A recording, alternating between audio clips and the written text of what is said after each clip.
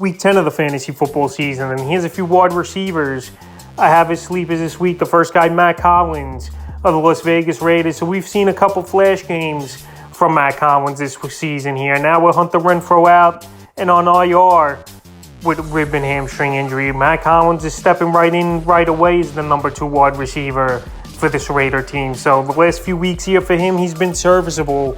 Devin versus Houston, 2 catches, 44 yards. Found the end zone. Week 8 at New Orleans in a game where no one did anything besides him on the offense, losing 24-0, 7 catches, 64 yards. And then last week, a down ball game, 2 catches, 17 yards. I know this week it's a tough matchup versus the Colts that give up the second least amount of fantasy points to wide receivers on the season. But right now, with Hollins being the number 2 wide receiver over here in Vegas with Renfrow out and Davante Adams getting a lot of attention on him, and now Darren Waller going to be out at least another 4 weeks with his injury.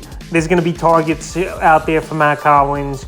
And this week here in deep leagues, I have him as a sleeper option. The next guy, Treylon Burks of the Tennessee Titans. So Burks, he might come off this week, the injured reserve, with his toe injury. And he says he's going to play in week 10, but we'll see if it comes to fruition. So right now, he's available in 81% of fantasy leagues here is Treylon Burks. And so far, we haven't seen much out of him in his first 4 games of his career before he went down with the toe injury. So right now, this week, a tough matchup versus the Broncos that give up the least amount of fantasy points to wide receivers on the season. And we don't know if it's going to be Willis or Ryan Tannehill starting this game. But Treylon Burks, he was a great ball player in college.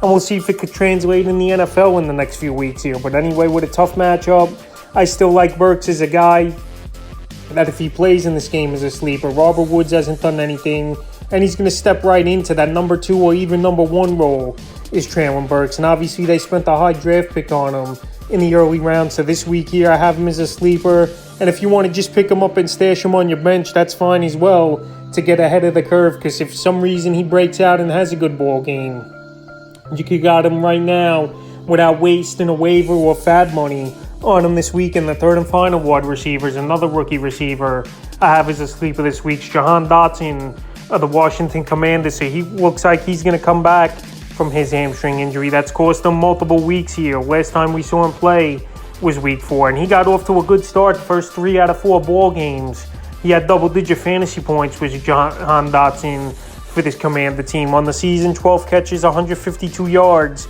and 4 touchdowns and a 2-point conversion in 4 ball games this year. So right now, available in 82% of fantasy leagues. Right here, Monday Night Football at the Philadelphia Eagles. It's a game where they're going to have to throw the football a whole lot to stay pace with them or catch up in points, obviously, is this Washington Commander team. So right now, while he's out there as well, before he could have a blow-up game or whatever, this is the time to pick Dotson up and at least stash him on your bench or use him as a sleeper option. It's a few wide receivers I have as sleeper options this week for week 10 of the fantasy football season.